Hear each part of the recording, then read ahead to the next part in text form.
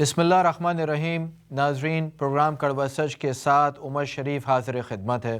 ناظرین، آج new Jersey میں جشن آزادی کی پریڈ ہو رہی ہے، جشن آزادی منائی جا رہی ہے۔ بہت اچھی بات ہے، جشن آزادی منائی جائے۔ آج میرے پروگرام کا جو عنوان ہے وہ ہے آؤ جشن آزادی منائیں۔ لیکن میں جو جشن آزادی کی بات کر رہا ہوں وہ اس حقیقت کے پیرائے میں کروں گا جو کہ بہت ہی کڑوی ہے، جو بہت سچی ہے۔ مجھے یہ نہیں سمجھ میں آتا کہ آج جشن آزادی بنا تو رہے ہیں لوگ نیو جرسی میں، لیکن کس چیز کی جشن آزادی منائی جا رہی ہے۔ جشن آزادی منانا صرف اور صرف جذباتیت پہ مشتمل ہے، اور وہی قوم کو جھوٹے نعرے دینے والی بات ہے۔ 14 اگست کے دن ہم آزاد ہوئے، 14 اگست کے دن یہ ہوا، فلانا ہوا، دھماکہ ہوا، سب کچھ ہوا۔ لیکن آزادی کا مطلب ہے کہ 70 سال کے بعد جن مقاصد کے تحت وطن حاصل کیا گیا تھا، جو فاؤنڈیشن بلاک جو قائد اعظم محمد علی جناح نے لگایا تھا، اب تو وہ ایک تناور درخت بن جانا چاہیے تھا تقریباً 70 سال کے بعد۔ تو جشن آزادی جو منائی جا رہی ہے، یہ کس چیز کی جشن آزادی منائی جا رہی ہے؟ بھوک کی، ننگ کی، افلاس کی، بربریت کی، جہالت کی، یزیدیت کی، کس چیز کی جشن آزادی منا رہے ہیں؟ جہالت کی جشن آزادی؟ کتنی جہالت ہے ہمارے ملک میں کہ شرح خواندگی کا ریٹ کوئی زیادہ امپروومنٹ اس میں نہیں آئی۔ لاکھوں بچہ آج بھی تعلیم کے زیور سے اپنے آپ کو آراستہ نہیں کر پا رہا۔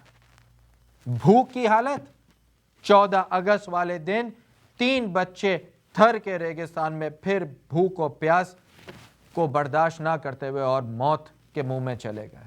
ننگ کی، بھوک سے آ رہی قوم، بھوک و افلاس سے ماری بھی یہ قوم، جہاں باپ اپنے بچوں کو دریائے راوی میں پھینک دے کیونکہ وہ ان کی بھوک نہ برداشت کر سکے۔ لا قانونیت کی جشن آزادی۔ پنجاب میں اس وقت 950 سے زیادہ بچے اغوا ہو گئے ہیں، اور ہمارے وزارت داخلہ کا قلمدان جن کے پاس ہے، چودھری نثار علی خان فرماتے ہیں بچے ناراض ہو کے بھی تو چلے جاتے ہیں۔ ذرا آپ تصور کیجئے، ایک 7 سال کا بچہ ناراض ہو کے چلا گیا، ایک 4 سال کا بچہ کوئی ناچاکی ہوئی اور ناراض ہو کے چلا گیا، 4 سال کا بچہ ناراض ہو کے چلا گیا۔ کیونکہ ناظرین، ان کے اپنے بچے نہیں جاتے، اغوا نہیں ہوتے۔ جس دن ان کے اپنے بچے اغوا، نہیں ٹھہریے، ایک صاحب کے بچہ اغوا ہوا تھا۔ چیف جسٹس سندھ کا بچہ اغوا ہوا تو ایک ہفتے کچھ 10-12 دن کے وقفے میں chief army staff general Raheel Sharif صاحب 3 بجے فون کر کے کہتے ہیں کہ ہم آپ کے بچے کو بازیاب کرا لیں گے۔ اور ادھر جو 950 بچے اغوا ہو گئے، راحیل شریف صاحب 950 فون ان کو بھی کر لیجئے، یہ کسی بھیڑ بکری کے بچے ہیں؟ یہ کیڑے مکوڑے ہیں؟ پھر کہا جاتا ہے ہم آزاد وطن میں رہنے والے آزاد شہری ہیں، ہماری اپنی سوورنٹی۔ کیا خاک سوورنٹی ہے ہماری؟ جس ملک کی ایئر اسپیس روزانہ وائلیٹ ہوتی ہو، جس ملک کی لینڈ وائلیٹ ہوتی ہو، وہاں پہ کراس بارڈر فائرنگ ہوتی ہو، جہاں ڈرون آ کے حملہ کرتے ہوں، کیونکہ آپ کے اندر اہلیت نہیں ہے یہ کرنے کی۔ آپ ضرب عضب شروع تو کرتے ہیں، لیکن ایز اے لاسٹ ریزورٹ شروع کرتے ہیں۔ آپ ضرب عضب جب شروع کرتے ہیں جب GHQ پہ حملہ ہو جائے، جب مہران بیس پہ حملہ ہو جائے، جب کراچی ایئرپورٹ پہ حملہ ہو جائے، جب APS کا واقعہ ہو جائے، پھر آپ جاگتے ہیں، کیونکہ پھر تو ضرب عضب کرنی پڑتی ہے، ورنہ لوگوں کی انگلیاں اڑتی ہیں فوج کی طرف کہ آخر آپ کر کیا رہے ہیں؟ کیا آپ نے شکست تسلیم کر لی ہے ان دہشت گردوں سے؟ پھر آپ ضرب عضب شروع کرتے ہیں۔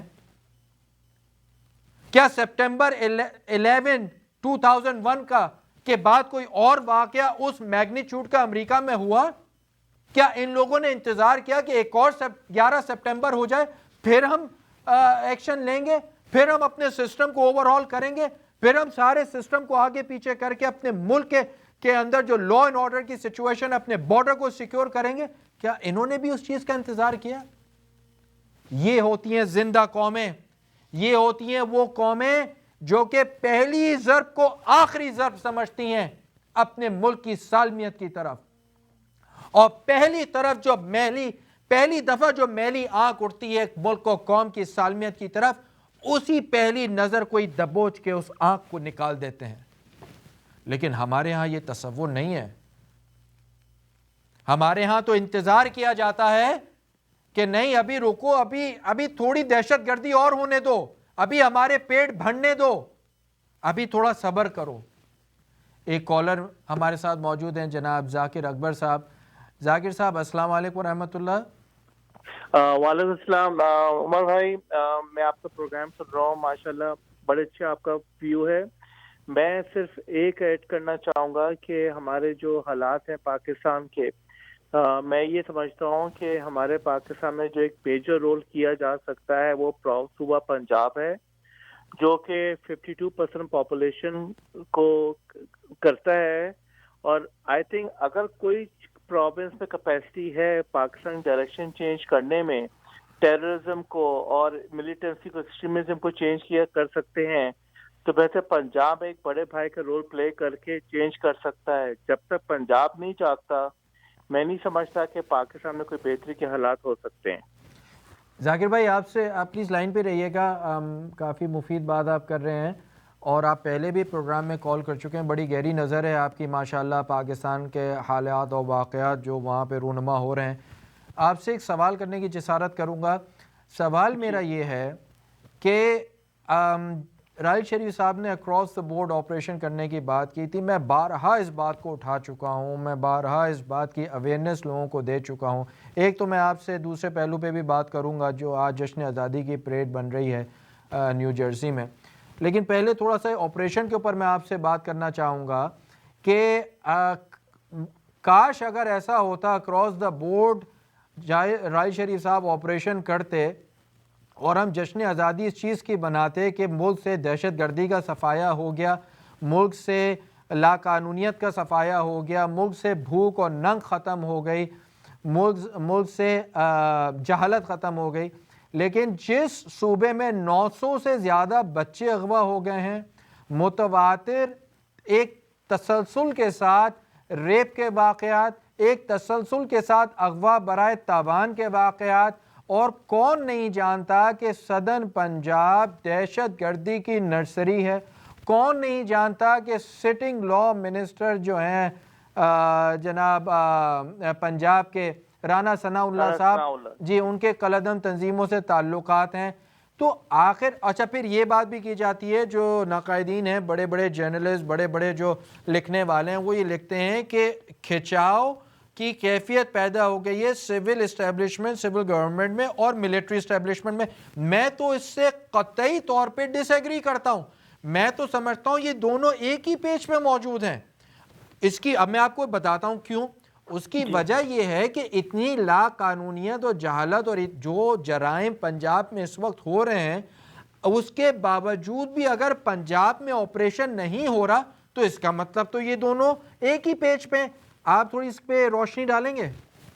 ہاں جی بالکل, میں یہ سمجھتا ہوں کہ ٹائم آ گیا پاکستان میں کہ we have to think above personal اور پولیٹیکل انٹرسٹ کے ابو دیکھنا پڑے گا. اگر ہم کو پاکستان کا سروائیول چاہیے, اگر ہماری آرمی نے ایک مت کو توڑ دیا ہے کہ فاٹا میں پاکستانی فوج پھنس جاتی ہے, انہوں نے جس طرح سے rule writ of the state establish کی ہے, میں یہ سمجھتا ہوں کہ ہمیں ایک ایز اے نیشن ایک بات کرنی پڑے گی جس میں پنجاب میں جو نرسریز بن رہی ہیں, جو بنی ہوئی ہیں جہاں پہ ایکسٹریمزم, ملیٹنسی, سارے مدرسے اور وہ بھی جو سینکچریاں بنی ہوئی ہیں, ہمیں ان کو ایڈریس کرنا پڑے گا.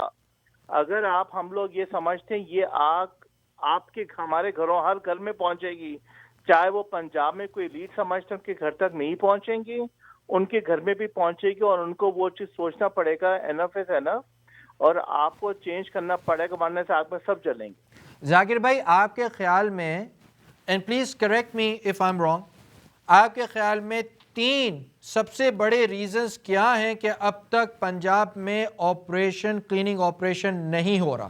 آپ کیا کہیں گے اس کے بارے میں؟ آپ نے جو پہلے رانا ثناء اللہ کی بات کی ہے, یہ انہوں نے یہ ان ایکسٹریمزم آرگنائزیشن کے کندھوں پہ بیٹھ کے حکومت کے اندر آئے ہیں. یہ ان کی پاور آف اسٹرینتھ ہے ان لوگوں کی جن کے بیٹھ کے ہیں. اب یہ لوگ ان سے ڈرے ہوئے ہیں کیونکہ ان کو پتا ہے کہ کل کو ایکشن ہوگا.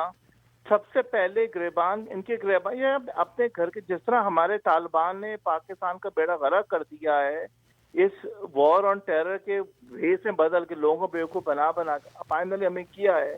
میں یہ سمجھتا ہوں کہ یہ جو بھی ایڈمنسٹریشن بیٹھی ہوئی ہے پنجاب میں ایک بہت بڑا ناسور ہے پاکستان میں جن کی وجہ سے پاکستان آگے ترقی نہیں کر پا رہا. جس طرح سے سی پیک کا ہو رہا ہے شور مچ رہا ہے اور جس طرح سے سی پیک کے ریسورسز سک کر کے صرف اور صرف لاہور میں لگ رہے ہیں باقی پورا پنجاب کو کوئی اس کا اثر نہیں پہنچ رہا. تو یہی بات ہے کہ یہ ان میں ایک ہوس ہے اور اس ہوس اور خوف کی وجہ سے وہ آگے ان کو چھیڑنا نہیں چاہتے اور ان لوگوں کو نہیں چاہتے. جب تک یہ لوگ ہٹیں گے نہیں یہ ایک عام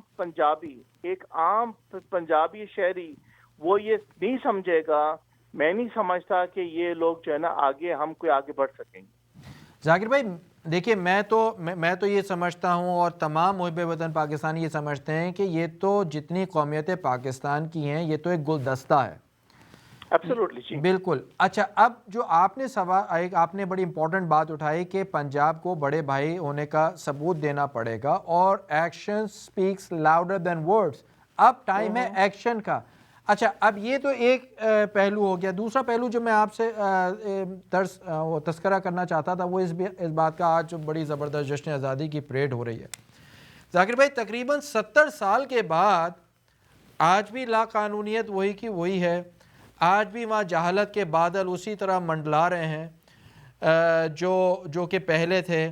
آج بھی وہاں تعلیم کے اوپر کوئی پیسہ نہیں خرچ ہو رہا. آج بھی بھوک ننگ افلاس یعنی کہ ایک سمندر ہے ان چیزوں کا اور اس میں یہ جو معصوم کیڑے مکوڑے جو اقوام ہیں یہ اس میں بیچارے غوطے لگا رہے ہیں. اور جو 2% ایلیٹ طبقہ ہے سیاست دانوں کا اس میں سول اسٹیبلشمنٹ بھی شامل ہے اور ملٹری اسٹیبلشمنٹ بھی جو انہوں نے جمہوریت کو اپنے گھر کی رکھیل بنایا ہوا ہے. اب اس رکھیل کے تھرو یہ اپنی جیبیں بھی گرم کرتے ہیں اپنے بینک بیلنس بھی بناتے ہیں اسی جمہوریت کا نعرہ لگا کے اوورسیز کمپنیاں بھی بنتی ہیں بارہا باریاں بھی لگی ہوئی ہیں اقتدار میں بھی آتے ہیں لوٹتے ہیں کھسوٹتے ہیں نوچتے ہیں ڈاکے ڈالتے ہیں. لیکن یہ جو شرفا ہیں اور یہی پاکستان کا ایک لمحہ فکریہ ہے جو کہ بڑا ہی سب سے زیادہ مہذب اور شرفا شمار ہوتا ہے وہ اتنا ہی بڑا چور اور ڈاکو ہے. اب سوال یہ پیدا ہوتا ہے کہ میں تو یہاں سے بیٹھ کے یا آپ جو اظہار خیال کر رہے ہیں محفلوں میں بیٹھ کے آپ لوگوں سے بات کرتے ہوں گے آپ لوگوں کو یہ اویئرنیس ہی دے سکتے ہیں. ایک غریبوں کے لیے نعرہ لگا ہوا ہے کہ صاحب گھوڑا آ گیا تلوار آ گئی تیر آ گیا شیر بھی آ گیا خان بھی آ گیا قادری بھی آ گیا. بدقسمتی سے نہیں آیا تو شعور نہیں آیا عقل نہیں آئی بیداری نہیں آئی آزادی نہیں آئی. یہ کس طرح ممکن ہوگا ذاکر بھائی پلیز. نہیں دیکھیے جی میں آپ کو ایک اور بات واپس آ رہا ہوں بالکل صحیح کہا ہے. میں اس میں آپ کو ایک اور ایڈ کرنا چاہوں گا. اگر آپ کو یاد ہوگا ابھی جو پاناما پیپر کا لیک ہوا ہے اس پہ جو ان کی آف شور کمپنیوں کا ریکارڈ سامنے آیا ہے یہ ذکر آتا ہے کہ 1992 میں انہوں نے آف شور کمپنیاں بنائیں. ٹھیک ہے آپ اندازہ لگائیں 1992 کو اگر آپ پیچھے جائیں 1992 میں انہوں نے قیامت برپا کی ہوئی تھی پاکستان میں. زرداری پیپلز پارٹی انہوں نے کرپشن جب یہ ان پہ مقدمے بنا رہے تھے اس زمانے میں یہ لوگ اپنے 15-16 سال کے بچوں کے ناموں پہ کمپنیاں کھول رہے تھے آف شور کمپنیاں کھول رہے تھے. ماشاءاللہ یہ اس زمانے سے یہ کوئی نہیں یہ فیکٹ ہے. پاناما پیپر کے سامنے انہوں نے بولے 1992 میں کمپنیاں بنائی ہیں جس زمانے بڑے بھرپور طریقے سے احتساب کا ہو رہا تھا آپ کا احتساب کا شور مچ رہا تھا. وہ جو شریف قیادت پاک صاحب قیادت جو نواز شریف صاحب کی تھی میں یہ کہتا ہوں کہ انہوں نے جو ملک کو بیڑا غرق کیا ہے پنجاب کی اس قیادت میں پاکستان کا اگر پاکستان کو آگے بڑھنا ہے آپ کو پنجاب کو ٹھیک کرنا ہوگا. ہماری فوج کو سوچنا پڑے گا. اگر فوج کو دیکھیں جی اس میں فائدہ ہر ایک کو ہی ہونا ہے. ہماری جی ڈی پی بڑھے گی, ہماری فوج میں طاقت آئے گی, ٹھیک. ہمارے ادارے طاقتور ہوں گے, سب کا بھلا ہوگا. ذاکر بھائی بہت بہت شکریہ آپ کی کال کا اور آپ کے مفید انالیسس کا. انشاءاللہ آئندہ بھی آپ سے بات ہوتی رہے گی. ناظرین ایک بریک کا وقت ہو گیا, بریک سے واپس آ کے پھر آپ سے بات چیت کرتے ہیں. شکریہ.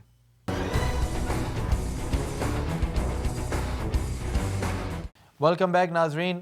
بات ہو رہی تھی آؤ جشن آزادی بنائے. ذاکر صاحب نے کال کی اور بڑی امپورٹنٹ انہوں نے باتیں کی. انہوں نے اس بات پہ اظہار خیال کیا کہ ابھی تک کیا وجوہات ہیں کہ آپریشن کا جو دائرہ کار ہے, جو اس کی لمیٹیشنز ہیں, اس کو کچھ صوبوں کی حد تک کیوں رکھا گیا ہے. جرائم کی جو شرح ہے وہ ویسے ہی اس میں اضافہ ہو رہا ہے, لیکن اس کا دائرہ کار کیوں نہیں بڑھایا جا رہا. ہم نے ذاکر صاحب سے اس موضوع پہ بھی بات کی کہ پاکستان کی ترقی کس طرح ہو سکتی ہے. کیا واقعی ہم نے 14 اگست بنانے کے ہم لوگ جشن منانے کے اہل ہیں؟ اب یہاں پہ بڑا امپورٹنٹ سوال اٹھتا ہے. بات کڑوی ہے, بات بڑی ہی بہت ہی زیادہ کڑوی بات ہے, لیکن مجبور ہوں جو میرے پروگرام کا ٹاپک ہے. میں بارہا یہ بات کہہ چکا ہوں, کڑوی بات مجھے کرنا نہیں آتی. آج 14 اگست کا جشن جو نیو جرسی میں منایا جا رہا ہے, ذرا آپ سوچئے ناظرین, تھوڑا غور کیجئے. تلخ بات ہے لیکن کہنی پڑے گی کہ کس چیز کا جشن, کس چیز کی جشن آزادی. قائد اعظم محمد علی جناح کو قتل کرنے کی جشن آزادی, خان لیاقت علی خان کو شہید کرنے کی جشن آزادی, محترمہ فاطمہ جناح مادر ملت کو قتل کرنے کی, ان کو قتیہ کا لقب دینے کی جشن آزادی, پاکستان کو درخت کرنے کی 1971 میں ملک کو توڑنے کی جشن آزادی. ان چیزوں کی ہم لوگ جشن آزادی بنا رہے ہیں. یہ بھی تو حقیقتیں ہیں. کبھی آج تک یہ اس معاملات کو اٹھایا گیا, پتہ چلایا گیا کہ قائد اعظم کو کون سی وہ غیبی طاقتیں تھیں جنہوں نے قائد اعظم کو قتل کیا. خان لیاقت علی خان کے شہید کے قاتلوں کو پکڑا گیا. محترمہ فاطمہ جناح کے قتل کا معلوم کرایا گیا کہ اچانک ایک رات پہلے وہ شادی میں شرکت کر کے اگلے دن ان کو موت کے گھاٹ اتار دیا گیا, ان کا قتل کر دیا گیا. حمود الرحمان کمیشن رپورٹ آج تک منظر عام پہ کیوں نہیں آئی؟ وردی والوں کے لیے ایک الگ قانون ہے, بغیر وردی والوں کے لیے ایک الگ قانون ہے. کبھی ہم نے ان چیزوں پہ غور کیا کہ لا اینڈ آرڈر جو ہے, قانون سب کے لیے برابر کا ہونا چاہیے, چاہے امیر ہو یا غریب ہو. 70 سال میں امیر کے لیے قانون بنتے چلے جا رہے ہیں اور ان کو فیور کرتے چلے جا رہے ہیں, اور غریب کے لیے جو بھی قانون بنتا ہے اس کا اطلاق صرف غریب پہ ہوتا ہے. غریب ہی پستا ہے اس چکی میں, امیر نہیں پستا. امیر سے امیر تر ہوا چلا جا رہا ہے, غریب سے غریب تر ہوا چلا جا رہا ہے. ایک کالر ہمارے ساتھ موجود ہیں, ناصر صاحب آپ آن لائن ہیں, پلیز اپنا سوال آپ عرض کر سکتے ہیں. تو جی آپ نے تو میرے تمام منہ کی باتیں جو ہیں چھین لی, لیکن مجھے یہ چیز سمجھ نہیں آ رہی کہ کس بات کا یہ جشن آزادی بنایا جا رہا ہے. جب اتنی باتیں آپ کہہ چکے ہو, اس کے آگے اب جو ہو رہا ہے, جو دیکھا جا رہا ہے, جو سنا جا رہا ہے, کس چیز پہ یہ آزادی بنا رہے ہیں؟ کیا لوگوں کو مارنے پر آزادی بنا رہے ہیں؟ کیا یہ جو بچے اغوا ہو رہے ہیں اس پر آزادی بنا رہے ہیں؟ یہ لوٹ مار جو اندر ہی اندر لوٹ مار کر رہے ہیں, یہ کہہ کر کہ جی یہ ہم نے پروجیکٹ بنانا ہے, وہ پروجیکٹ کرنا ہے, کیا ان چیزوں پہ یہ آزادی بنا رہے ہیں اور آخر میں ہمیں آنکھیں دکھا رہے ہیں اور یہ بولتے ہیں کہ یہ ہم آپ کے منہ بند کر دیں گے, آپ کی آنکھیں نکال ناصر دیں گے؟ صاحب آپ سے ایک سوال کرنا چاہتا ہوں. آپ کے خیال میں جو ملک میں لا قانونیت ہے, جو ملک میں تباہی اور بربادی کے دہانے پہ ملک پہنچا ہوا ہے, ویسے اگر روزی ٹاک کرنا چاہوں تو پھر تو میں بھی کہہ سکتا ہوں کہ نہیں, پاکستان میں فیڈرل ریزروز جو ہیں کہاں سے کہاں پہنچ گیا. جب نواز شریف کی حکومت آئی تو فیڈرل ریزروز کہاں تھے. اب اس کا جو دوسرا پہلو یہ ہے کہ قرضے لے کے اگر آپ اپنی جیبیں بھر لیں اور اس کو یہ شو کریں کہ فیڈرل ریزروز بھر رہے ہیں, تو پھر لیتے رہیے قرضے اور بڑھاتے رہیے فیڈرل ریزرو. جب بچہ ماں کی کوکھ سے 2.5 لاکھ روپے کا پاکستانی بچہ مقروض پیدا ہو رہا ہے, ہر بچہ جو پاکستان میں پیدا ہو رہا ہے وہ 2.5 لاکھ روپے کا مقروض ہے. اس کے ذمہ دار کون ہیں؟ سویلین اسٹیبلشمنٹ، حکمراں، فوجی، ملٹری اسٹیبلشمنٹ، کون اس کا ذمہ دار ہے ناصر صاحب؟ سارے اس کے ذمہ دار ہیں، پولیٹیشین، ہمارے آرم فورسز کے لوگ، اور یہ جو ہم کہتے ہیں جی اشرفیہ، اور بہت سے جو ان کے لگے لپٹے لوگ ہیں، یہ سارے اس کے ذمہ دار ہیں۔ لیکن ناصر صاحب اگر یہاں پہ اعلیٰ عدلیہ کو کچھ کہہ دیا جائے تو نواز شریف صاحب کے بوٹ پالشر ابصار عالم صاحب وہ لوگوں کے اوپر پابندیاں لگا دیتے ہیں، ڈاکٹر شاہد مسعود کے اوپر۔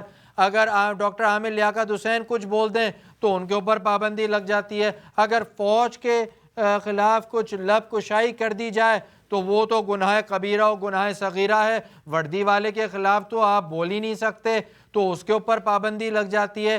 تو پھر اب ہم آواز اٹھائیں تو ہم تو یہیں پہ بیٹھ کے آواز اٹھا رہے ہیں، پاکستان میں اگر کوئی آواز اٹھائے تو کیسے اٹھائے، کس فورم پہ اٹھائے، اور کیا اس کو سیفٹی مہیا کی جائے کہ ہاں آپ کو جو کہنا ہے ایز لانگ ایز تہذیب کے دائرے میں بات کی جا رہی ہے، ایز لانگ ایز تحریر، تحقیق اور دلائل کے پیرائے میں بات کی جا رہی ہے تو اس کی بات کو سنا جائے گا اور اس کے دلائل کو سنا جائے گا۔ ہمارے ہاں تو اصول یہ ہے کہ فوج کے خلاف بات ہوئی بھائی یہ غدار ہے، کیونکہ وردی والے تو سب سے پہلے غداری کا ٹھپا آپ کے اوپر لگا دیتے ہیں، کیونکہ یہ تو ٹھیکیدار ہیں۔ کیا کہیں گے؟ شروعات تو انہوں نے ہی کرائی تھی سر، شروعات تو آپ شروع ہو جائیں 47 سے کے بعد سے لے کے اب تک ساری شروعات تو انہی کی ہے، پیداوار تو انہی کی ہے۔ اب اگر ہم انہیں کچھ کہتے ہیں تو جناب اگر آپ وہاں پاکستان میں ہوگے تو آپ کو تو فوری دھر لیا جائے، فوری آپ کے اوپر ہر قسم کے لگ جائیں گے۔ تو مسئلہ یہ نہیں ہے، اب جو کچھ ہو رہا ہے یا جو ہو چکا اس کے لیے عوام کو روڈ پر آنا پڑے گا۔ اچھا، اسی طرح پہلے پاکستان بھی بنا تھا، جب آپ کو معلوم ہے پیچھے چلے جائیے، عوام آئی تھی، بہت امپورٹنٹ بات کی آپ نے، بہت امپورٹنٹ بات۔ جی ہاں پلیز کنٹینیو۔ اسی طرح کسی نہ کسی کو تو لیڈر، کچھ لیڈران اٹھ تو رہے ہیں، کچھ کو تو بٹھا دیا گیا ہے، کچھ کو مارا ماری میں جو ہے اندر کیا جا رہا ہے، لیکن اب عوام کو خود عوام جو ہم اور آپ ہیں اٹھنا پڑے گا۔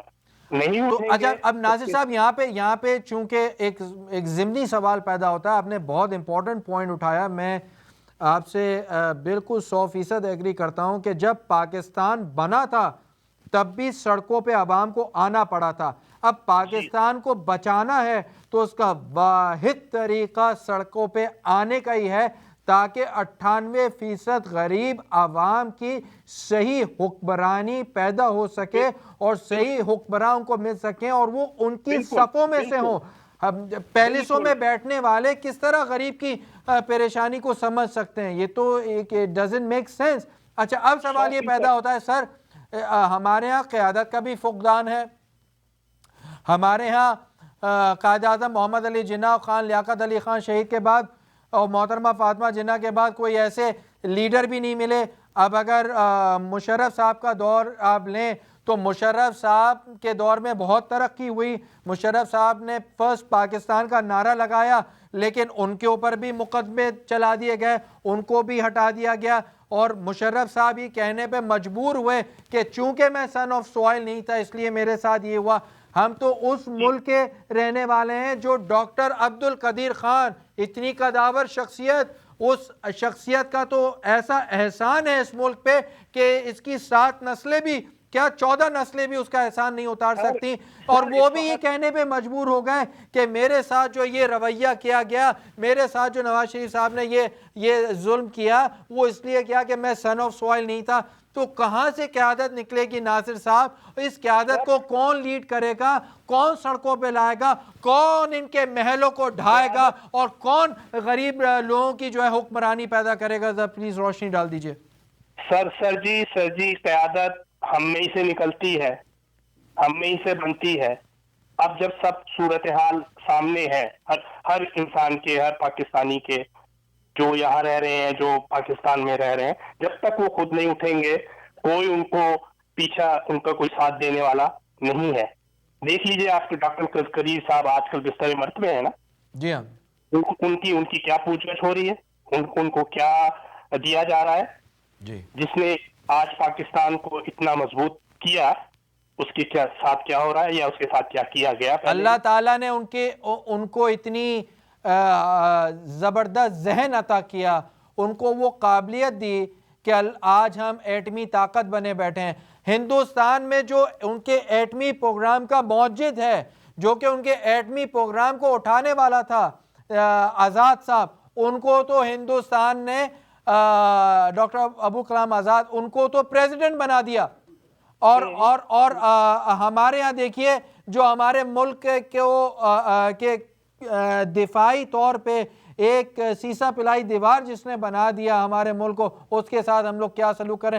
ناصر صاحب، آپ نے یہ تو نشاندہی کی کہ ہماری اپنی صفوں میں سے کوئی نکلے، لیکن ابھی جو کرنٹ ایرا چل رہا ہے، جو اس وقت کے جو سیاستداں ہیں، کیا اس میں سے آپ کو کوئی ایسا نظر نہیں آتا جو کہ غریبوں کی صحیح معنوں میں حکمرانی پیدا کر سکے اور پاکستان کو یہ جو ایلیٹ اشرفیہ ہے، لٹیرے، چور، ڈاکو، سول اور ملٹری اسٹیبلشمنٹ سے، ان سے کوئی ہم کو نجات دلا سکے؟ کیا آج کے دور کا کوئی سیاستداں آپ کی نظر میں ایسا نہیں ہے کہ جو ہم غریبوں کو اپنی منزل مقصود پہ پہنچا دے؟ کیا کہیں گے؟ جی ہے تو، مگر کیا ہے کہ وہ اکیلے کچھ نہیں کر سکتے۔ کون ہے وہ؟ اب نام بھی گوشے گشار کر دیجئے، دیکھیے جی، گوش گزار کر دیجئے۔ تحریک انصاف میں عمران خان ہیں، اچھا، ٹھیک ہے، تو عمران خان نے تو 126 دن کا دھرنا دے کے رزلٹ زیرو تھا، اب وہ پھر دھرنا دینے جا رہے ہیں، تو آیا وہ انہوں نے دیکھ لیا کہ کیا ہوا، اس کا کوئی نتیجہ، کوئی رزلٹ نہیں نکلا، لہذا انہیں بھی اس پر سوچ بچار اب کرنا چاہیے کہ اکیلے وہ کچھ نہیں کر پائیں گے۔ کوشش کی، ان کا اپنی سوچ تھی، نہیں کر پائے۔ کیا آپ سمجھتے ہیں کہ عمران خان صاحب کو اپنے انا کے خول سے باہر آنا پڑے گا اور لوگوں کو ساتھ ملانا پڑے گا؟ یہ اکیلے سنگل ہینڈڈلی اس سسٹم کو اپروٹ نہیں کر سکتے، ان کی جڑیں بہت مضبوط ہیں، ان کے پنجے پاکستان کی اکانومی میں، پاکستان کی دولت کے اوپر گڑے ہوئے ہیں۔ کیا عمران خان کو اب یہ بات سمجھ نہیں آ جانی چاہیے کہ وہ سولو فلائٹ نہیں لے سکتے؟ ان کو کسی حد تک یہ بات سمجھ تو آ گئی ہے، مگر وہ اپنا جو ایک ان کا خول ہے نا، اپنا جو ان کا ایک اپنا بنایا ہوا انہوں نے کہ میں آگے نکلوں، میرا ہی نام بنے، میرا ہی آگے آئے، ان کو اب اس چیز کو چھوڑ دینا چاہیے، ان کو اب اصل پولیٹیشین بن جانا چاہیے۔ ایکسپیرینس ان کا بہت ہو گیا، لہذا پولیٹیشین بن کے ان کے ساتھ آپ کو ٹکراؤ کرنا پڑے گا، ورنہ یہ سب کچھ خرید چکے ہیں، عدالتیں بک چکی ہیں، فوج بک چکی ہے، ہر قسم کا ادارہ جو پاکستان کے اندر ہے وہ سب یہ خرید چکے ہیں۔ تو ان کو جو آئندہ الیکشن آنے نا 2018 کے، میں آپ کو ابھی سے بتا دوں کہ یہ اس الیکشن کو جیتے ہوئے ہیں۔ اگر اسی طرح اسی روش پہ دوسری پارٹیاں، پولیٹیشین جو ہیں، عمران خان صاحب اور طاہر القادری صاحب اور اپنا رشید صاحب اور اپنے ایم کیو ایم والے، میرا ایک مشورہ ہوگا عمران خان صاحب کو کہ وہ کسی بھی صورت سے جو بھی اختلافات ہیں ان کو دور کریں اور وہ ایم کیو ایم کے ساتھ ہو جائیں۔ اچھا، باقی سارے ان کے ساتھ ہیں۔ اچھا، یہ آپ نے بڑا امپورٹنٹ تجزیہ دیا ہے ناصر صاحب۔ تو آپ چونکہ یہ جو آپ عمران خان کو کہہ رہے ہیں کہ ایم کیو ایم کے ساتھ مل کے پاکستان کی آزادی کا جو اصل مقصد تھا اس کو حاصل کیا جائے، کیا اس کی وجہ یہ ہے کہ آپ سمجھتے ہیں کہ دیکھیں ایک بات تو ماننے والی ہے کہ عمران خان کرپٹ نہیں ہے، ایک جینوئن آدمی ہے، پاکستان اب ان کے کچھ ایکشن سے ہم مخالفت کر سکتے ہیں اور اختلاف کر سکتے ہیں جو انہوں نے لیے ہیں، جو ان کا طالبان کی طرف اسٹانس ہے، میں اس کے بارے میں بہت اسٹرانگ اوپینین رکھتا ہوں کہ وہ اسٹانس ان کا قطعی طور پہ غلط ہے۔ ابھی تک وہ اپنے آپ کو طالبان سے ڈس ایسوسیٹ نہیں کر پائے ہیں، تو وہ ایک بڑا امپورٹنٹ ایشو ہے۔ یہ جو آپ نے بات کی بہت امپورٹنٹ۔ ناصر صاحب پلیز آن لائن رہیے گا، جب ایک بہت امپورٹنٹ ڈسکشن ہونے لگتی ہے بریک کا وقت ہو جاتا ہے لیکن بریک بھی لینا ضروری ہے. تو ناصر صاحب پلیز آپ آن لائن لیجئے گا. ایک چھوٹے سے بریک کے بعد ناظرین ہم واپس آتے ہیں اور ناصر صاحب نے جو یہ بات کی ہے کہ پی ٹی آئی اور ایم کیو ایم اگر یہ مل جائیں تو یہ پاکستان میں وہ ریولوشنری چینج لا سکتے ہیں جس کا پاکستان متمنی ہے پچھلے تقریباً 70 سال سے. چھوٹے سے بریک کے بعد واپس آتے ہیں اور پھر اس موضوع پہ آگے بات بڑھائیں گے. بہت شکریہ. Will be right back after a short break.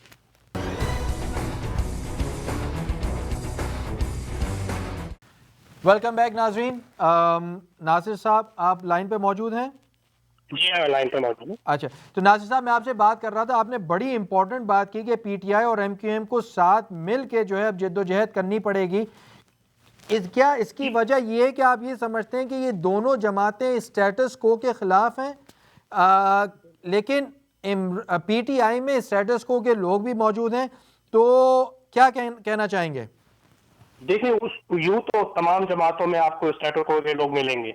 ہر جماعت کے اندر کہیں نہ کہیں کچھ سامنے ہیں کچھ پیچھے ہیں, مگر اب جو چال چلنی پڑے گی ان لیڈران کو, جیسے میں نے کہا ایم کیو ایم, جیسے میں نے کہا تحریک انصاف, جیسے میں نے کہا طاہر القادری صاحب, ان سب کو اپنی اسٹریٹجی بدلنی پڑے گی. جو پہلے بنائی وہ ناکام رہی, اس میں کسی قسم کی کوئی کامیابی ان کو نہیں ملی. ٹھیک ہے. اگر جس وقت عمران خان روڈوں پہ تھے اور طاہر القادری صاحب روڈ پہ تھے, کسی بھی وجہ سے ان کو واپس آنا پڑا, وہ بہت بڑی غلطی تھی. اس کو ہلکا کر سکتے تھے لیکن جو اس وقت ان کا ایک مومنٹم بنا ہوا تھا اس کو انہوں نے توڑنا نہیں چاہیے تھا. ٹھیک ہے. 2-3 دن کر کے انہوں نے اس کو مومنٹم کو توڑا, جس میں یہ کامیابی تھی ان کی مسلم لیگ نون کی. تو آپ یہ سمجھتے ہیں کہ جب تک لائک مائنڈیڈ پارٹیز ایک ساتھ ایک پلیٹ فارم پہ نہیں آئیں گی پاکستان کی ترقی ممکن نہیں ہے. پاکستان ان چوروں, ڈکیتوں, لٹیروں, بدماشوں سے اپنی جان نہیں چھڑا سکتا, چاہے ان کا تعلق سیویلین اسٹیبلشمنٹ کے چوروں ڈکیتوں سے ہو یا ان کا تعلق ملٹری اسٹیبلشمنٹ کے بدماشوں اور عیاشی کرنے والوں سے ہو. بالکل بالکل بالکل, کسی سے بھی ہو کیونکہ اب وہ وقت آ گیا ہے. کیونکہ دیکھیے ایک آپ کو اندازہ بھی لگانا پڑتا ہے, اگر آپ پولیٹیکل پارٹی ہیں اور آپ لیڈر ہیں تو آپ کو یہ اندازہ لگانا, ابھی جو مجھے جس طرح اندازہ لگ رہا ہے یا جو میں سمجھ رہا ہوں کہ اس وقت دیکھیں ایم کیو ایم اس وقت مشکل میں ہے, ٹھیک ہے, وہ اندر بھی دیکھ رہے ہیں, وہ باہر بھی دیکھ رہے ہیں. ان کو اس وقت ایک گروپ جو ان کو ساتھ دے دے تو وہ پنپ بھی سکتے ہیں, ٹھیک ہے, اور آگے نکل بھی سکتے ہیں. ان کے پاس مائنڈ ہے, ٹھیک ہے نا, مائنڈ مطلب ایم کیو ایم والوں کے پاس مائنڈ ہے, سارے زیادہ تر پڑھے لکھے ہیں, ویسے تو تحریک انصاف پہ بھی ہیں, لیکن جہاں تک عمران خان صاحب کا ہے وہ کچھ اپنے جو ان کے ایک بنائے ہوئے جو چیزیں اور باتیں ہوتی ہیں اور جو کہتے ہیں وہ پورے اس پہ یو ٹرن لے لیتے ہیں. ہاں جی ہاں, یو ٹرن جو ان کو کتاب دیا گیا ہے, تو میرا خیال ہے کہ وہ دماغ ایم کیو ایم کا استعمال کریں. ٹھیک رہ گیا لوگوں کا, تو ماشاءاللہ ان کے پیچھے عمران خان کے ساتھ یوتھ پورا ہے, لیکن اس وقت یوتھ جو ہے نا کنفیوز ہو گیا ہے. ناصر صاحب بہت بہت شکریہ آپ کی کال کا, بڑی امپورٹنٹ, بڑی مفید اور بڑے ڈیفرنٹ ڈائمنشن سے آپ نے بات کی. آپ نے وہ راہ نجات کا راستہ دکھایا ہے پاکستان کو کہ پاکستان کس طرح ان کے جو شیکلز ہیں, ان کی جو ہتھکڑیاں ہیں ان حکمرانوں کی, چاہے وہ سول اسٹیبلشمنٹ سے ہو, ملٹری اسٹیبلشمنٹ سے ہو, ہم اس میں سے کس طرح اپنے آپ کو نکال سکتے ہیں, کس طرح اس ملک کو ترقی کی راہ پہ گامزن کر سکتے ہیں. ناصر صاحب کی کال کا بہت بہت شکریہ. ناظرین دیکھیے یہی اویئرنیس جو میں پیدا کرنا چاہتا ہوں لوگوں میں مایوسی نہیں پھیلا رہا ہوں اور نہ میں مایوسی کا قائل ہوں, مایوسی کفر ہے, لیکن میں مایوسی میں حقائق بتانا چاہتا ہوں, میں کاسمیٹک باتیں نہیں کرنا چاہتا, میں مایوسی نہیں بہلا رہا ہوں ناظرین, میں حقائق بتا کے, کڑوی حقیقتیں بتا کے مایوسی کو ختم کرنا چاہتا ہوں. لیکن جب آپ روزی ٹاک کریں گے اور سب یہ شو کریں گے کہ پاکستان میں سب اچھا ہے, کیا یہ ملک متحمل ہو سکتا ہے کہ 14 اگست والے دن تقریباً 10 ارب روپے کا خرچہ جھنڈوں, کیک کاٹے اور اس پہ یہ ہوا؟ یہ اس ملک کی عیاشیاں ہیں, یہ اس ملک میں ہو رہا ہے جہاں ابھی ایک ہفتے پہلے 80 لوگوں کو موت کے گھاٹ اتار دیا گیا, 52 وکلا کو کے چیتھڑے اڑ گئے بم دھماکے میں. وہاں آزادی کا جشن من رہا ہے. مناؤ آزادی, بناؤ جشن, لیکن تب مناؤ جب کسی مقام پہ پہنچ جاؤ. یہ وہی بات ہو گئی جب ہمارے فوجی حکمران جو ہیں, فوج کو سنبھالنے والے جو ہیں, فوج کے ریپریزنٹیشن کرنے والے جو ہیں, جرنیلز یہ کہتے ہیں کہ ہم نے صاحب دہشت گردوں کی کمر توڑ دی. اب تو آپ یقین کریں ناظرین, مجھے خوف آ جاتا ہے جب بھی میں ISPR کا یہ اسٹیٹمنٹ سنتا ہوں, میں کانپ جاتا ہوں, میں کہتا ہوں یا اللہ رحم کر, اب کچھ ہونے والا ہے. کیونکہ جب انہوں نے یہ کہا کہ ہم نے دہشت گردوں کی کمر توڑ دی ہے, اس کے within 48 hours اسی ٹوٹی ہوئی کمر سے یہ پاکستانیوں کو, محب وطن پاکستانیوں کو, ہمارے بھائیوں کو, بہنوں کو, ماؤں کو لہو لہان کر کے ان کے چیتھڑے اڑا دیتے ہیں. اور پھر ہم کہتے ہیں کہ ہم نے صاحب دہشت گردوں کی کمر توڑ دی. ہم نے ابھی تک پاکستان کو ترقی کی راہ پہ گامزن نہیں کر سکے.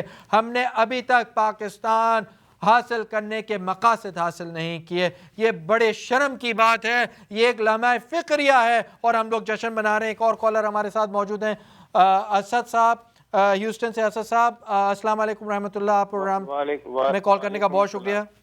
نہیں اصل میں بات بالکل صحیح کہی ہے. جشن اور مطلب فریڈم کی جو ہے وہ سیلیبریشن جو ہے نا اسی وقت اچھی لگتی ہے جب ہم ایک ایسے مقام پہ پہنچ جائیں جو دل سے ہم جو سیلیبریٹ کر سکیں. یہ تو وہی والی بات ہوئی کہ میں کسی کارپوریشن کا CEO ہوں اور ہر سال میں کمپنی کو خسارے میں ڈال رہا ہوں اور ہر سال میری اینیورسری بڑے جوش و خروش سے منائی جا رہی ہے. واہ, کیا خوبصورت اگزامپل دیا ہے آپ نے اسد صاحب. یعنی کہ آپ مطلب اس سے زیادہ خوبصورت اگزامپل دیا نہیں جا سکتا تھا. بہت ہی خوبصورت اگزامپل دیا اسد صاحب. اسد صاحب میں آپ کی بات سے 100% ایگری کرتا ہوں. آپ کیا سمجھتے ہیں کہ کس طریقے سے پاکستان سے جہالت کے جو بادل ہیں, جو تعصب پریجڈس کے جو بادل منڈلا رہے ہیں پاکستان میں دہشت گردی کے, کس طرح وقت تھوڑا کم رہ گیا, کس طرح اس سے ہم نجات حاصل کر سکتے ہیں, کیا رائے دیں گے آپ؟ صرف اور صرف قوم جس وقت ترکی کی طرح باہر نکل آئے, جس طرح ٹرکی میں ہوا تھا, اسی وقت یہ جو ہے نا مسئلہ حل ہو سکتا ہے. ورنہ بھول جاؤ, تم چیختے رہو گے, میں چیختے رہوں گا, اور جتنے بھی چینلز ہیں جو اس بارے میں بولتے ہیں, اب تو سلسلہ یہ ہو گیا ہے کہ اگر یہ لوگ بے غیرت لوگ نہ سنیں تو ان کو مزہ نہیں آتا. اب یہ سب چکنے گھڑے ہو گئے ہیں. قوم کو نکلنا پڑے گا. اگر قوم نہیں نکلی تو اسی طرح مزید 70 سال گزر جائیں گے اور کچھ نہیں ہونے والا. بہت بہت شکریہ اسد صاحب آپ کی کال کا. بہت امپورٹنٹ بات کی. آپ نے بھی ایک بڑا خوبصورت اگزامپل دیا اور پھر آپ نے اقوام ترک سے ریلیٹ کیا کہ جب تک قوم سڑکوں پہ نہیں نکلے گی, جب تک قوم کو خود ہی یہ نہیں معلوم کہ ان کے رائٹس کیا ہیں, ان کے کانسٹیٹیوشنل رائٹس کیا ہیں, ان کا جمہوری رائٹ کیا ہے, وہ کس طریقے سے قانون کو اپنے لیے استعمال کر سکتے ہیں سچائی اور حقائق کی منزل تک پہنچنے کے لیے, وہاں پہ بیداری کیسے آئے گی, وہاں آپ کس طریقے سے شعور بیدار کریں گے ایک پسی ہوئی قوم میں. بہت بہت شکریہ اسد صاحب آپ کی کال کا. ناظرین, اب ہمیں علم اٹھانا ہوگا سچائی کا, اب ہمیں علم اٹھانا ہوگا کڑوے سچ کا. جب تک یہ علم کڑوے سچ کا نہیں اٹھے گا اس وقت تک وہ پاکستان ترقی کی راہ پہ گامزن نہیں ہو سکتا, اس وقت تک تعصب ختم نہیں ہو سکتا. تعصب کو ختم کرنا ہوگا. ہم اس تعصب کی وجہ سے ملک کو دولخط کر چکے ہیں, ایک بازو ملک کا کٹوا چکے ہیں, کیونکہ ہم کہتے تھے کہ بنگالیوں تمہاری کیا اوقات, تم بھوکے بنگالی ہو, تم کیسے ہمارے ساتھ رہ سکتے ہو, تمہارا تو ایک ٹکڑا ہی الگ ہے. 60% ووٹ لینے والی پارٹی کو ہم نے 40% کے اوپر غالب نہ آنے دیا, ان کو ان کا حق نہیں دیا. اب کتنوں کے حقوق ماریں گے؟ بلوچی آواز اٹھائے تو وہ غدار, سندھی آواز اٹھائے تو وہ غدار, پھر بلوچی آواز اٹھائے تو وہ غدار, وہ مہاجر آواز اٹھائے تو وہ غدار. کیا فقط صرف ایک ہی قوم کے؟ اور میں کسی قوم کے خلاف نہیں ہوں, پنجابی بھی میرے بھائی ہیں, پشتون, پختون, سرائکی, اردو بولنے والے, سندھی, سب میرے بھائی ہیں, سب میری مائیں ہیں, سب میری بہنیں ہیں. لیکن اب یہ تاثر پیدا ہوتا جا رہا ہے کہ صرف ایک صوبے کی ڈومیننس ہوتی جا رہی ہے, اور وہ ڈومیننس بڑھتے بڑھتے زہر لوگوں کے دلوں میں سرایت کر رہا ہے. یہ بڑا خطرناک رجحان ہے ناظرین, یہ بڑی خطرناک فلسفی اب لوگوں کے دماغوں میں پیوست ہوتی جا رہی ہے کہ کیا یہ ملک صرف ایک قوم کے لیے حاصل ہوا تھا؟ کیا یہ ملک صرف ایک صوبے کے حقوق کی پاسداری کے لیے حاصل ہوا تھا؟ کیا یہ ملک اب گروی رکھا جا چکا ہے ایک صوبے کی حکمرانی کے لیے؟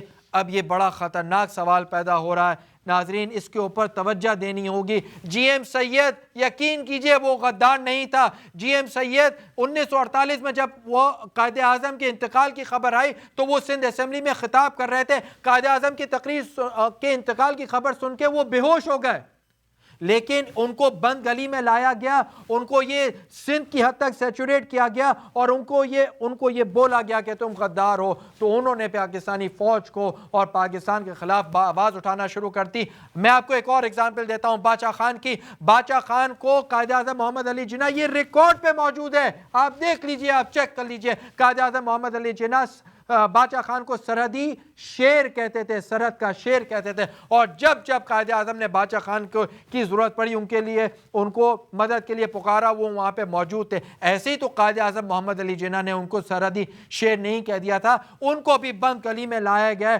ان کو اوپر بھی الزامات لگایا گیا, ان کو سیچوریٹ کر دیا سرحد کی حد تک. پھر وہ مجبور ہو گئے فوج کے خلاف بات کرنے کے, پھر وہ مجبور ہو گئے پاکستان کے خلاف بات کرنے کے. اب یہی کچھ الطاف حسین کے خلاف بھی ہو رہا ہے, ان کو بند گلی میں لایا جا رہا ہے, نہ کہ ان کو قومی دھارے میں لایا جائے. ان کے اوپر راہ کے الزامات, ان کے اوپر ہندوستان سے الحاق کے الزامات, پتہ نہیں کیا کیا الزامات لگائے جا رہے ہیں. مت لگاؤ الزام اس طرح کسی قوم کے اوپر, مت لگاؤ الزام کسی قوم کے لیڈر کے اوپر, چاہے وہ الطاف حسین ہو, چاہے عمران خان ہو, چاہے نواز شریف ہو, چاہے آصف علی زرداری ہو, چاہے ڈاکٹر طاہر القادری ہو. اب سب کو اپنے آپ کے اندر جھانکنا پڑے گا, دیکھنا پڑے گا کہ کون سی وہ پالیسیز تھیں جس کی بنا پہ آج تک پاکستان کے سیاستدان پاکستان کو ملٹری اسٹیبلشمنٹ سے الگ نہیں کر سکے. ملٹری کا تعلق نہیں ہے سیاست سے, ملٹری کا تعلق نہیں ہے کہ وہ کانسٹیٹیوشن کے پڑخچے اڑائے. یہ سیویلینز کا کام ہے, سول حکومتوں کا کام ہے کہ پاکستان کو ترقی کی راہ پہ گامزن کریں اپنی پالیسیز کے تحت, لیجسلیشن کے تحت, سٹی گورنمنٹ بنا کے. کتنا بڑا المیہ ہے کہ پاکستان میں سٹی گورنمنٹ کے انتخابات نہیں ہوتے, اس کے لیے بھی سپریم کورٹ کا سہارا لینا پڑتا ہے, اور جب انتخابات ہو جاتے ہیں تو ان کو پاورز نہیں دی جاتی. ہمیں سچے حکمرانوں کو ووٹ دینا ہوگا, ان کو طاقت میں لانا ہوگا. جب تک وہ طاقت میں نہیں آئیں گے ترقی نہیں ہو سکتی. یہ تو بات صحیح ہے کہ ترکی میں جس طرح اقوام روڈوں پہ آئی, تو اقوام جب روڈوں پہ آئی, ترک قوم جب روڈوں پہ آئی, ان کو ایک لیڈر ملا, ان کو ایک ایسا حکمران ملا جس نے ان کی بات کی, جس نے ان کے حقوق کی بات کی, اور اس کا نام ہے طیب اردگان. طیب اردگان 2002 سے پاور میں, جب پاور میں آیا تو آئی ایم ایف کا قرضدار تھا, بلینز آف ڈالرز کا, اور آج ترکی آئی ایم ایف کا قرضہ اتار کے آئی ایم ایف کو کہہ رہا ہے اگر تمہیں قرضہ چاہیے تو ہمارے پاس آؤ. ورلڈ بینک تمہیں قرضہ چاہیے تو ہم تمہیں قرضہ دیں گے. کاش ہمارے ملک میں ایسے سچے حکمران پیدا ہو جائیں، کاش ہم ایسی ترقی کی راہ پہ گامزن ہو جائیں۔ اب تھوڑا سا ٹائم رہ گیا ناظرین، اب میں جاتے جاتے آپ کو حبیب جالب کی ایک غزل سنانا چاہتا ہوں جو حبیب جالب نے لکھی۔